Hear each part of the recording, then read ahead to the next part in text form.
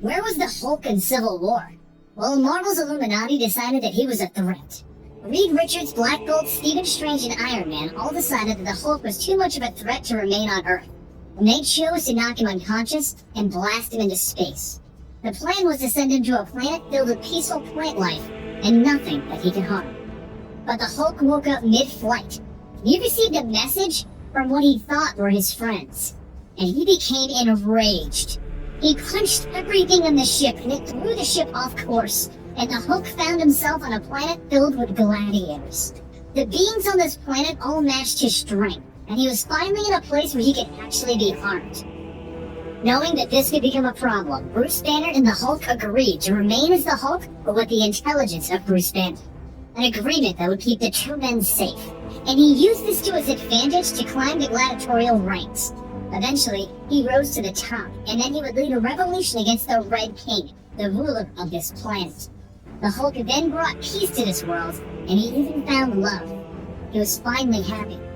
But then the ship that brought him to this world exploded, and it killed millions of people within his capital city, and it also killed his wife and his unborn child. Enraged that his former friends would not only send him into space, but would also rig the ship that brought him there to self-destruct, he decided to show them exactly why you don't enrage the Hulk.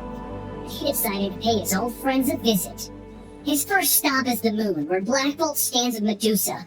Black Bolt's power is to speak with the force of an atomic bomb if he wanted, but this doesn't even faze the Hulk as he lands and he looks right at him. You shot me into space. Killed my world. And he reaches over, grabbing Black Bolt by the arms.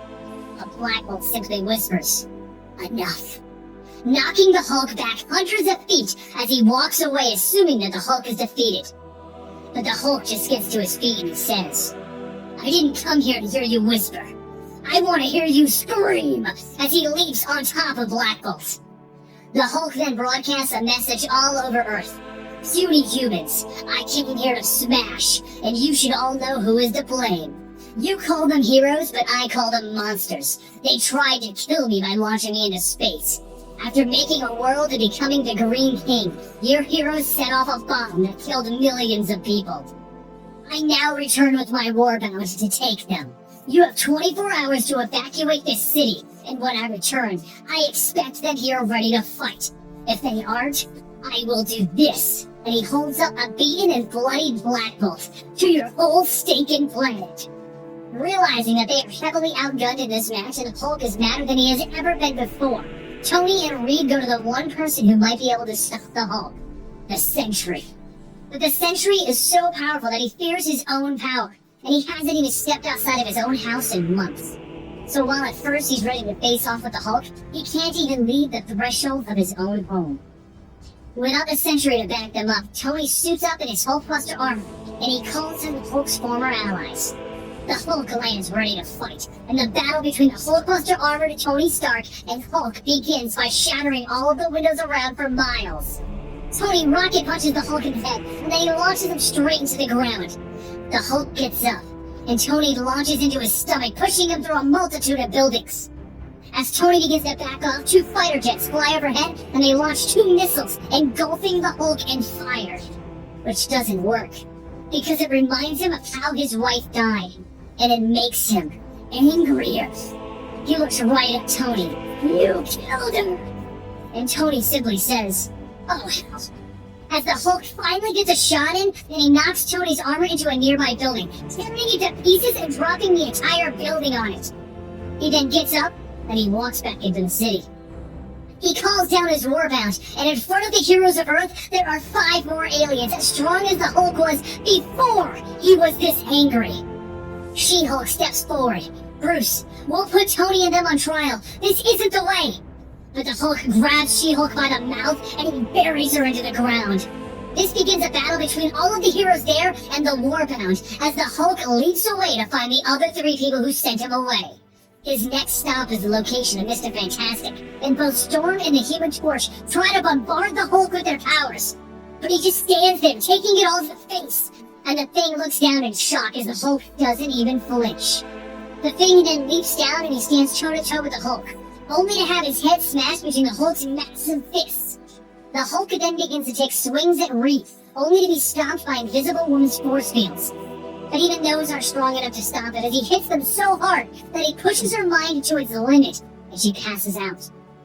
Hulk then proceeds to just tear into Reed Richards until he is nothing more than a stretched out mess and unconscious. Walking down the streets, he drags Reed Richards behind him until he's stopped by Rick, the young man that he saved all the way back in the day when he got changed into the Hulk. Rick just asks him to stop. Please, Hulk, stop this madness. And at that exact moment, the last of Hulk's targets uses this to his advantage. Stephen Strange taps into the Hulk's mind to talk to the man inside. And just as Stephen reaches out, General Thunderbolt T. Ross uses a military onslaught on the Hulk, bombarding his body in the real world, while Stephen Strange pulls the Hulk away for a chat in the mental mindscape. The two of them begin to argue in the mindscape, and the Hulk begins to try and punch the astral projection of Stephen Strange. But in the real world, it appears that the Hulk is just punching thin air. Stephen just boldly tells the Hulk to calm down. He is the Sorcerer Supreme, and the Hulk's anger will not win. Let me help you, Bruce. Show me your true face. So the Hulk calms down, and he begins to revert back to Bruce Banner. That's what she said. He simply says to himself quietly. Stephen then forces Banner to remember the positive times, the good moments that he had with his wife. Stephen then makes himself corporeal, and he places a hand on Bruce's shoulder. I have always been your friend, Bruce. But Bruce smirks. No, Stephen. I've got you. And he hulks out, grabbing Stephen by the hands and breaking them. The pain forces Stephen to fall out of the mindscape, freeing the Hulk, and he begins to rampage through Thunderbolt Ross's army. Nothing can stop him, not even Thunderbolt Ross shooting him in the eyeballs, and eventually the Hulk prevails and he moves to Strange's home with his warband. His group quickly makes short work of Strange's friends, and not even Iron Fist can stand against them. But just as the warband enters Strange's sanctum, he tries one last thing, and he summons all of his rage into a truly fearsome form that appears in front of the Hulk. Strange, smash! He shouts as they begin their battle. The strength that Strange has at his disposal now is actually too much for the Hulk, and at first Strange is actually beating him, but Strange cannot control his power, and he accidentally almost hurts the bystanders, which is the opening that the Hulk needs to punch Strange through a series of buildings with a single punch.